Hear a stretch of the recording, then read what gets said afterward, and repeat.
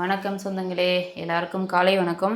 இன்றைக்கி நம்ம வீட்டில் வேப்பம்பூ குழம்பு, அதுக்கப்புறம் மாங்காய் வத்தல் போட்டுது. போன வருஷத்து மாங்காய் வத்தல், இதையும் இன்றைக்கி எப்படி ஊறுக்காய் போடுறதுன்னு பார்க்கலாம் வாங்க. அதுக்கப்புறம் பட்டை அவரைக்காய் பொரியல், அதுவும் இன்றைக்கி செய்ய போகிறோம். வாங்க எல்லோரும் வீடியோக்குள்ளே போய் முழுசாக பார்த்தீங்கன்னா தான் நம்ம எப்படி என்னென்ன பண்ணியிருக்கோம், இதுக்கு என்னென்ன பொருள் சேர்க்கணுங்கிறது தெரியும். வாங்க அப்படியே கொஞ்சம் நல்லா கொதிக்கிற சுடு தண்ணியை ஊற்றிடலாம். இது நல்லா ஊறணும்.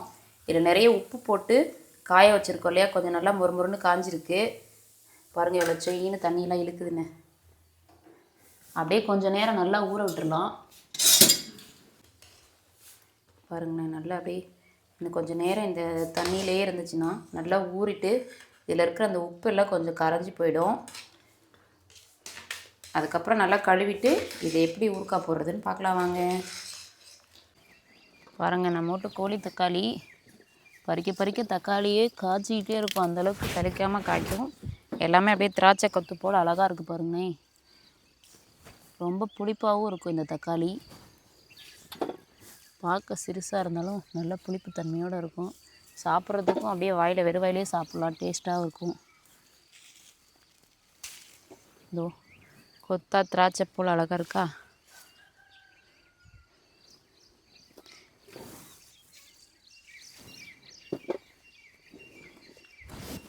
பாருங்கள், அப்படியே நிறைய தக்காளி பழுத்துருக்கு. இதையும் நம்ம வீட்டு கோழியா குருவியான்னு தெரியல, நிறையா சாப்பிட்ருக்கு. சரி, அவங்க சாப்பிட்டுன்னு அப்படியே விட்டுருவோம்.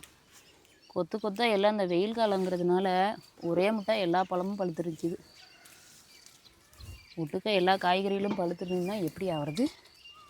போன வாரம் நம்ம தாள் கட்டும்போது பார்த்திங்கன்னா பூவாக இருந்துச்சு. இந்த தடவை பாருங்களேன், நிறைய முத்தாக காய் இருக்குது. இதெல்லாம் பொறுமையாக அப்புறமா பறிச்சிக்கலாம். காலையில் சமையல் வேலையை முடிச்சுட்டு வந்துடுறேன். இங்கே பாருங்கள், நம்ம தோட்டத்தில் வரிக்காய் கத்திரிக்காய் இருக்குது. இது பார்க்குறதுக்கு குட்டியாக இருந்தாலும் டேஸ்ட்டு செம்மையாக இருக்கும். ஏன்னா நம்ம எதுவுமே இதுக்கு மருந்து அடிக்கிறதில்ல, உரமும் போடுறது இல்லையா, அதனால் காய் பெருசாக முத்தலை, சின்னதாகவே இருக்குது. ஏன்னா தண்ணியும் இல்லை இப்போ அதிகமாக பாயிற அளவுக்கு. ஏதோ காலையில் பார்க்கும்போது பனியில் கொஞ்சம் நல்லா அப்படியே செலுப்பாக தெரியுது. இருக்கிற தண்ணியை வாரத்தில் ஒரு டைம் கட்டிகிட்டு இருக்குமா, அதனால் செடிகளும் காய் அதிகமாக பெருசாக வைக்கல. அவ்வளோதாங்க, நம்மளும் வந்ததுக்கே அப்படியே தக்காளி கத்திரிக்காய்னு எல்லாத்தையும் பறிச்சுக்கிட்டோம். குழம்புக்கு தக்காளி இல்லையேன்னு பார்த்துட்டு இருந்தேன். இன்றைக்கி பறிச்சாச்சு. வாங்க அப்படியே வீட்டுக்கு போய் நம்ம சமையல் வேலையை ஆரம்பிச்சிடலாம். வாங்க அப்படியே நம்ம வேப்பம்பூ குழம்புக்கு சின்ன வெங்காயம் பொடியை அரிஞ்சு வச்சுக்கலாம்.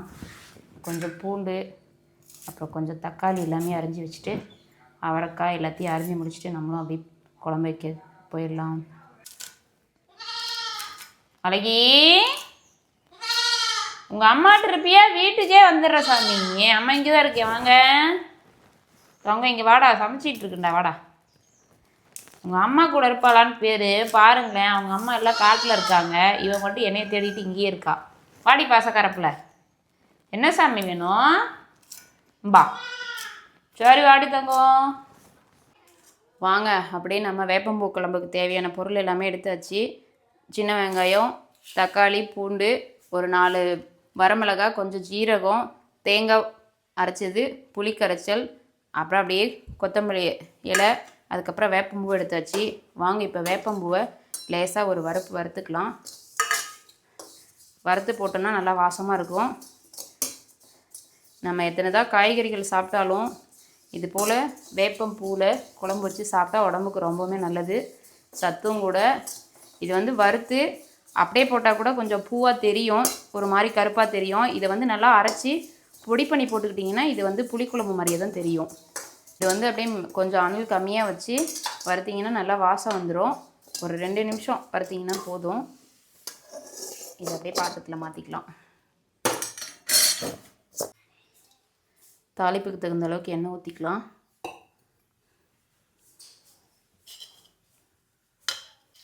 அப்படியே கொஞ்சம் கடுகு, ஜீரகம், வரமிளகாய், அப்படியே பூண்டையும் சேர்த்துக்கலாம்.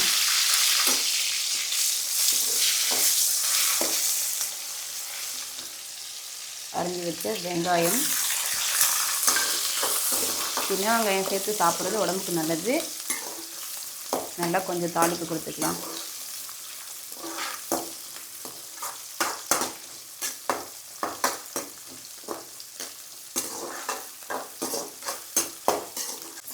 அப்படியே நறுக்கி வச்ச தக்காளி, கொஞ்சம் மஞ்சள்தூள், கருவேப்பிலையில்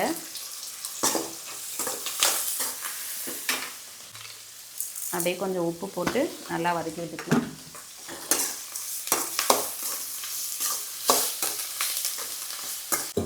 அவ்வளோதான், தக்காளி எல்லாமே நல்லா வதங்கிருச்சு. நம்ம வீட்டுக்கு குழம்பு மிளகாத்தூள் வச்சுருப்போம் இல்லையா, அது காரத்துக்கு தகுந்த அளவுக்கு சேர்த்துக்கலாம். கொஞ்சம் வரமிளகாத்தூள் சேர்த்துருக்கேன்.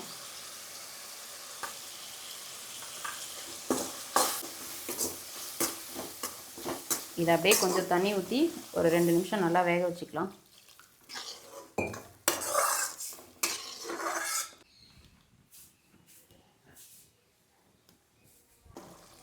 அவ்வளோதாங்க, நல்லா பாருங்கள், தக்காளி, நம்ம போட்ட பூண்டு, வெங்காயம் எல்லாமே வெந்துருச்சு.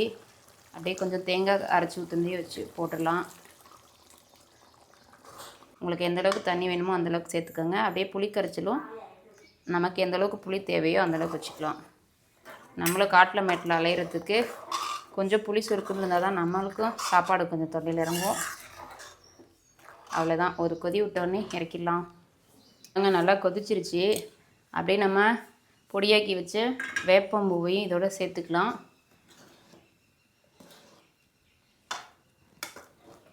அப்படியே கொஞ்சம் கொத்தமல்லி இலை சேர்த்துருக்கேன்.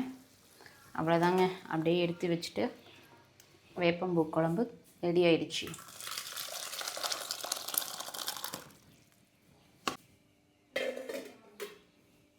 அப்படியே கொஞ்சம் எண்ணெய் ஊற்றியாச்சு. கொஞ்சம் கடுகு, உளுந்து சேர்த்துக்கலாம்.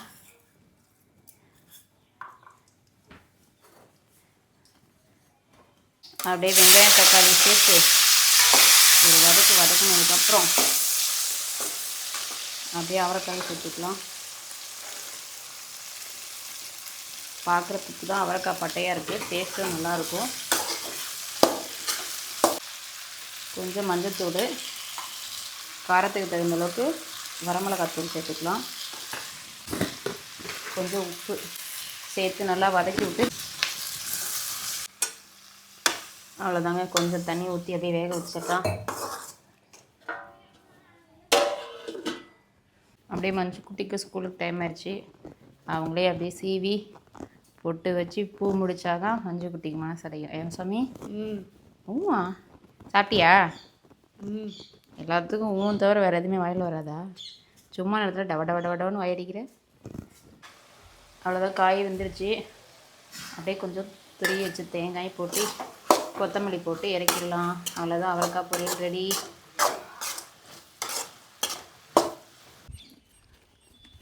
வாங்க அப்படியே மஞ்சு பாப்பா வேனே எடுத்துகிட்டு வந்துடலாம். கொஞ்சம் தூரம் நடந்து தான் நம்ம போகணும், ஏன்னா நம்ம ரோடுக்கு இன்னும் கொஞ்சம் தூரம் போகணும் இல்லையா, அதனால் அப்படியே நம்ம நடக்க ஆரம்பிச்சாச்சு. வாங்க போய் பாப்பா வேனே எடுத்துகிட்டு வந்துடலாம்.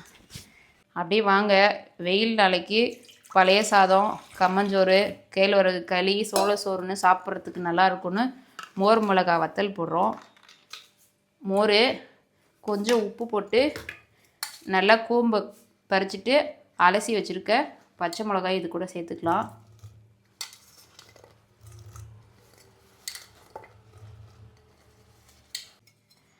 அவ்வளோதான், அப்படியே நல்லா மோரில் இந்த மிளகாய் இன்னும் 2 நாளைக்கு ஊறினதுக்கப்புறம் நல்லா குலுக்கி வச்சுட்டு வெயிலில் காய வச்சு எடுத்தோம்னா மோர் மிளகா ரெடி ஆயிரும். இதையும் அப்படியே மூடி வச்சிடலாம், ஊறட்டும்.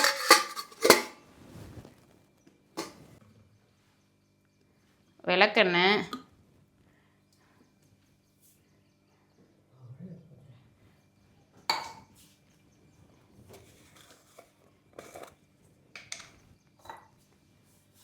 அப்படியே கடலெண்ணெய் கொஞ்சம் ஊற்றிக்கலாம். அப்படியே எண்ணெய் காஞ்சிருச்சு, கடுகு போட்டுக்கலாம். அப்படியே நல்லா கடுகு பொரியணும். பொரிய ஆரம்பிச்சிச்சு. அப்படியே கொஞ்சம் 1 ஸ்பூன் அளவுக்கு பெருங்காயத்தூள் சேர்த்துருக்கேன்.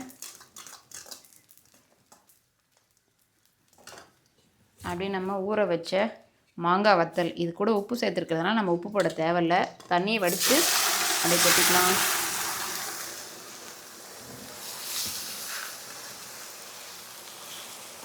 அவ்வளோதாங்க, தாளிச்சு விட்டாச்சு. இது கூட காரத்துக்கு தகுந்த அளவுக்கு மிளகாத்தூள்,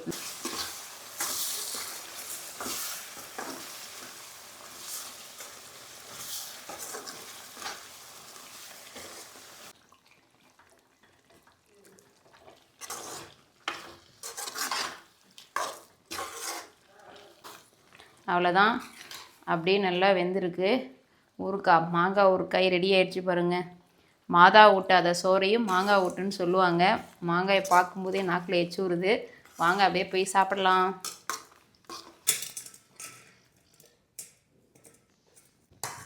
சாப்பிட்டுட்டு நோகாமல் வந்து வீட்டுக்குள்ளே படுத்துட்டியா? அவங்க அம்மா காணுன்னு கத்தாது. ஜாலியாக வீட்டுக்குள்ளே வந்து தூங்கிட்டு இருக்கா பாறேன். ஏமோ அவ்வளோதான். நம்ம இன்றைக்கி வேப்பம்பூ குழம்பு, அவரைக்காய் பொரியல், அப்படியே மாங்காய் ஊறுக்காய் ரசத்தோடு அப்படியே சாப்பிட ஆரம்பித்தாச்சு. நீங்களும் வாங்க சாப்பிட்லாம்.